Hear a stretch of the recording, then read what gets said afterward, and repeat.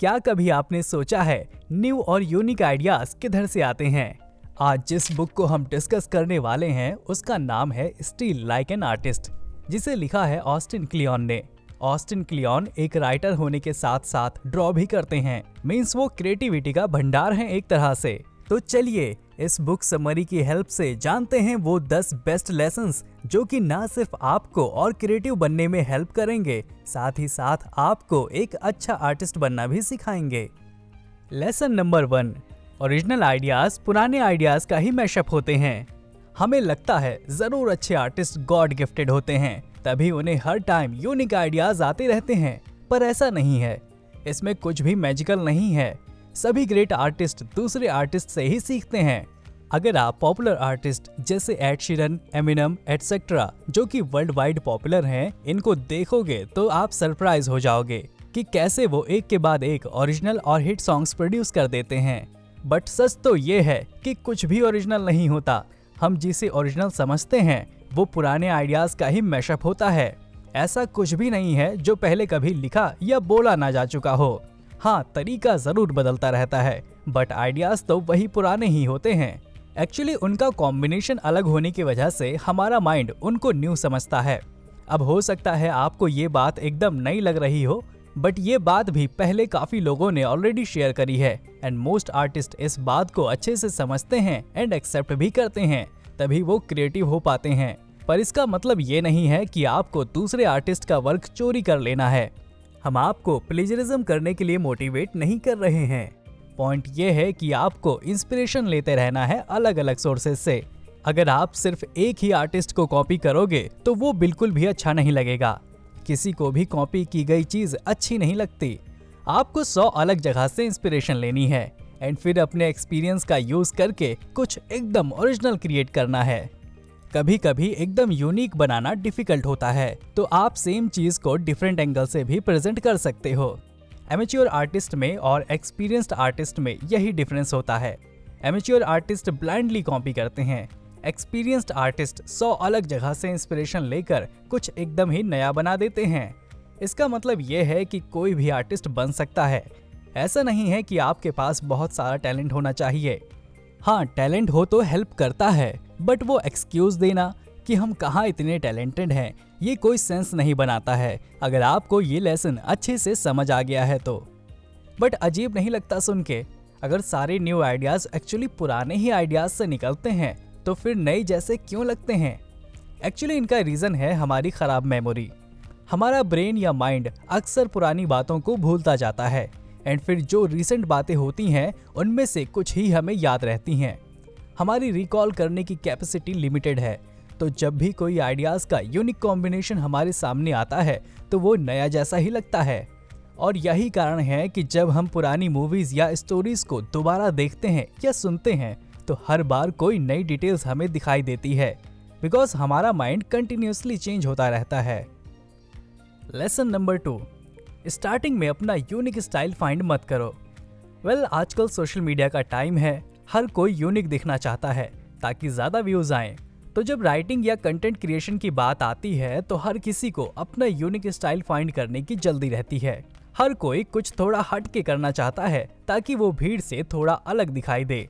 But author कहते हैं कि स्टार्टिंग में अपना यूनिक स्टाइल फाइंड करने की कोई जरूरत नहीं है। आप बस ज्यादा से ज्यादा चीजें बनाओ एंड धीरे धीरे आपका नेचुरल स्टाइल खुद ही डेवलप हो जाएगा। सबसे पहले फाइंड करो कि आपके हीरोज कौन हैं, मीन्स आप किन लोगों से इंस्पायर होते हो आर्ट क्रिएट करते टाइम। रिमेंबर, आपको कॉपी नहीं करना है, सिर्फ इंस्पिरेशन लेनी है। इंस्पिरेशन कैसे लेते हैं? आपको जिसके जैसा आर्ट बनाना है आप उसकी तरह दुनिया को देखने की कोशिश करो। For example, let's say Picasso के जैसे पेंटिंग बनानी है तो पहले पता करो कि उसके जैसे और कौन से पेंटर्स हुए हैं, फिर सबको स्टडी करो। फाइंड करने की कोशिश करो कि वो लोग कैसे सोचते होंगे, उनका नजरिया कैसा था। आप जितना स्टडी करोगे उनके थॉट प्रोसेस को, उतना ज्यादा इजी होगा आपके लिए सीखना। एक पॉइंट ऐसा आएगा बाद में जब आप में और उनमें डिफरेंसेस आने लगेंगे, तो डिस्करेज मत हो जाना, बिकॉज आपको उनके जैसा नहीं बनना है। आपको खुद एक यूनिक आर्टिस्ट बनना है जिसका एक खुद का स्टाइल हो, तो कॉपी करो, इंस्पिरेशन भी लो, बट जबरदस्ती ब्लाइंडली कॉपी मत करो। ये एक प्रोसेस है जो निरंतर चलती रहती है। हर टाइम आपको इंस्पिरेशन लेती रहनी पड़ेगी फ्यूचर में भी, एंड धीरे धीरे आप एक ओरिजिनल आर्टिस्ट बनने की डायरेक्शन में बढ़ते रहोगे। लेसन नंबर 3, कुछ ऐसा बनाओ जो आप दुनिया में देखना चाहते हो। कुछ भी कर लो, कभी ना कभी आपके पास आइडियाज खत्म हो ही जाएंगे। अक्सर राइटर्स को ये प्रॉब्लम होती है, कभी कभी दिमाग काम नहीं करता है, कोई भी ढंग का आइडिया दिमाग में नहीं आता है। तब क्या करें? ऑथर कहते हैं जब ऐसा हो तो या तो अपने हीरोज के काम में गैप्स फाइंड करो, या फिर कुछ ऐसा बनाओ जो आपको लगता है कि पहले किसी ने बनाया ही नहीं है, या फिर और बेहतर तरीके से बनाया जा सकता है। मे बी आप कोई इंटरेस्टिंग पर्सपेक्टिव सबके सामने लेके आ पाओ। लेसन नंबर 4, अपने दिमाग के साथ साथ अपने हाथों से भी काम करो। जब से डिजिटल आंधी आई है, हम पेन और पेपर से दूर ही जा रहे हैं। एक टाइम था लोग नोटबुक पे पेन से सब आइडियाज लिखते थे। अभी लोग सीधे मोबाइल या लैपटॉप खोलते हैं और उधर ही अपने आइडियाज को रिकॉर्ड कर लेते हैं। आफ्टर ऑल कन्वीनियंट है इतना, तो क्यों ना करें। बट पहले बात अलग होती थी। जब आप ड्राइंग करते थे या कुछ भी लिखते थे तो एक फील आती थी कि आप कुछ क्रिएट कर रहे हो। अभी डिजिटली जब कुछ क्रिएट करते हैं तो वो काफी मैकेनिकल सा लगता है। हम ध्यान से देखें तो बस कीबोर्ड पे बटन ही दबा रहे होते हैं। इतना फील नहीं होता कि हम कुछ रियल में बना रहे हैं। अब हो सकता है कि आपको ऐसी फीलिंग नहीं आती होगी, बट जब भी डिजिटली वर्क करते हैं तो हमें कहीं ना कहीं परफेक्शन अचीव करने की इच्छा होती है। फॉर एग्जाम्पल, अगर आप गूगल डॉक में कुछ लिख रहे हो एंड स्पेलिंग मिस्टेक कर रहे हो तो तुरंत आपका स्पेल चेकर वो मिस्टेक दिखाने लगेगा, एंड फिर आपको तुरंत से लगेगा कि वो मिस्टेक को फिक्स करना चाहिए। बट इससे होता यह है कि आपका क्रिएटिव फ्लो डिस्टर्ब हो जाता है एंड आप डिस्ट्रैक्ट हो जाते हो।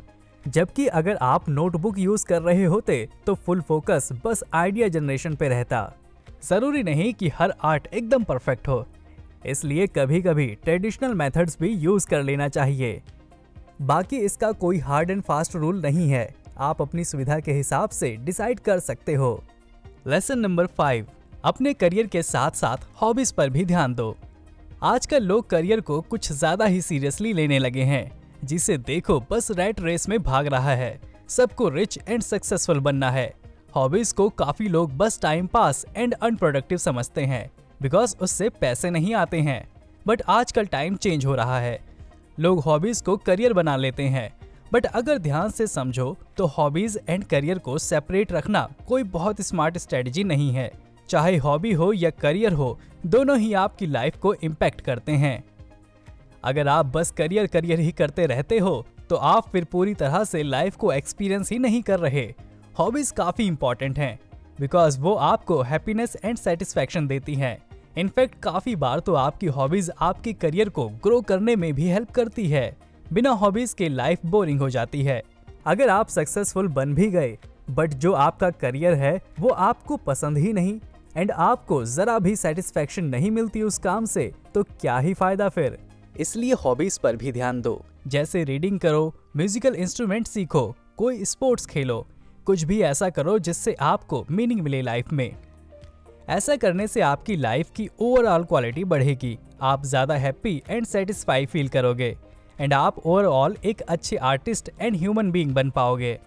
लेसन नंबर 6, अच्छा काम करो एंड उसे शेयर करो। वायरल होने की रेस में मत भागो। जब भी सोशल मीडिया की बात करो तो दिमाग में बस एक ही चीज आती है, कैसे हम कुछ ऐसा करें कि रातों रात वायरल हो जाएं एंड हर कोई हमें जाने। बेसिकली हर कोई वायरलिटी के पीछे भाग रहा है। न्यूज चैनल्स भी वायरल इन्फ्लुएंसर्स को अपने शो पे बुलाने लग जाते हैं। सबको लगता है कि बस एक बार वायरल हो जाएं फिर जिंदगी बदल जाएगी। बट क्या ये प्रैक्टिकल है? हर आर्टिस्ट को आज की डेट में सोशल मीडिया की अवेयरनेस होनी चाहिए, अदरवाइज आपकी क्रिएशन को कभी रीच नहीं मिलेगी एंड रीच नहीं मिलेगी तो ज्यादा लोग उसे कभी देखेंगे ही नहीं। एंड अगर आप कुछ अच्छा क्रिएट कर रहे हो तो और भी जरूरी है उसे ज्यादा से ज्यादा रीच मिले, राइट?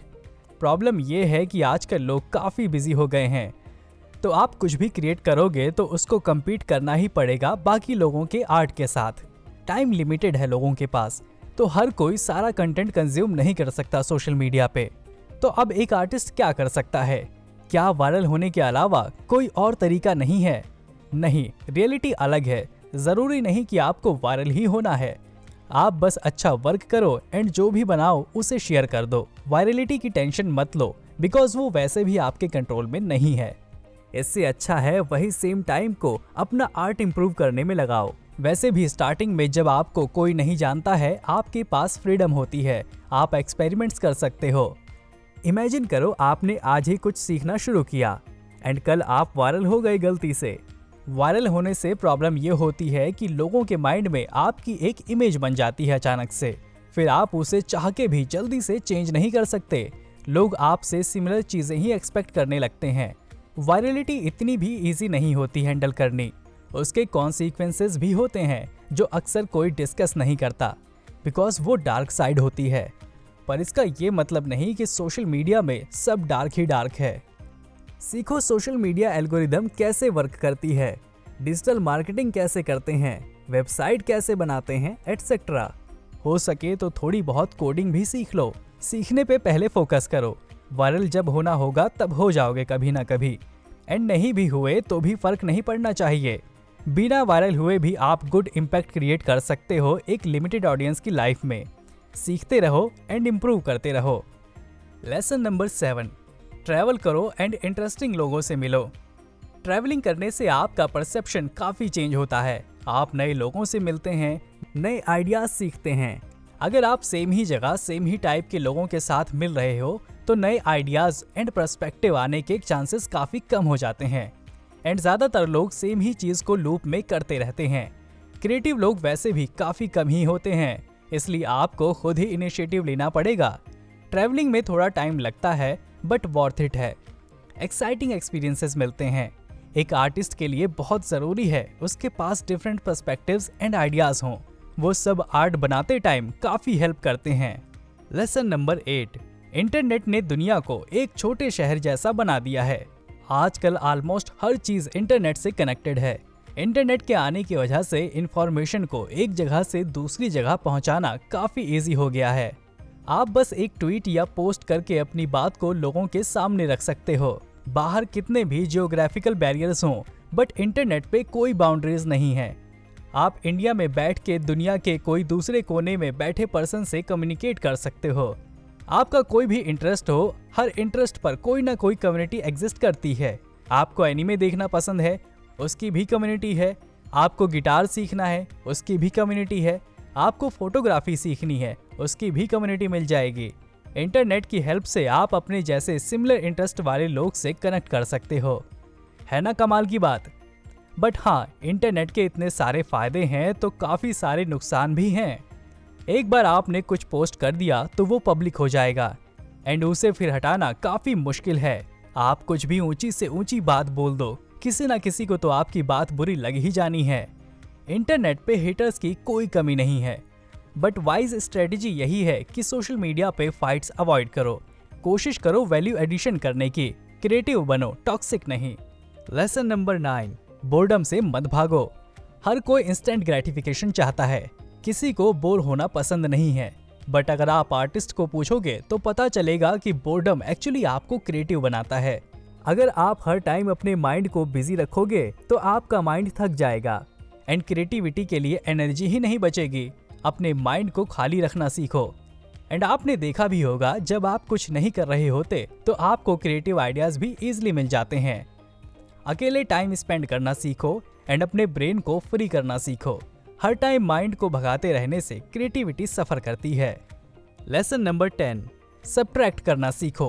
हर टाइम बस ऐड करना इज नॉट क्रिएटिव। ऑथर कहते हैं, it's often what an artist chooses to leave out that makes the art interesting. Creativity का ये मतलब नहीं है कि आप अपने आर्ट में क्या ऐड कर रहे हो। असली खेल इसका है कि आप कैसे चॉइसेस ले रहे हो, मीन्स आप क्या ऐड नहीं कर रहे हो। जब भी हम कुछ क्रिएट करते हैं हमारे पास बहुत सारे ऑप्शंस एंड आइडियाज होते हैं। एंड आजकल इतने सारे आइडियाज होते हैं कि आर्टिस्ट कंफ्यूज हो जाते हैं कि क्या करें क्या नहीं करें। एंड जो आप नहीं करते हो उससे आपकी यूनिकनेस पे असर पड़ता है। तो हमेशा ऐड करने के बारे में ना सोच के ये भी सोचो कि आप अपने आर्ट से कौन से एलिमेंट्स हटा सकते हो ताकि कोई यूनिक मैसेज दे पाओ। आई होप ये वीडियो आपको पसंद आया होगा। इस तरह के और भी इंटरेस्टिंग लेसन सीखते रहने के लिए इस चैनल को सब्सक्राइब करो एंड नोटिफिकेशन बेल को ऑन करना मत भूलना ताकि कोई भी न्यू वीडियो मिस ना हो। तो मिलते हैं अगले वीडियो में। Thanks for watching.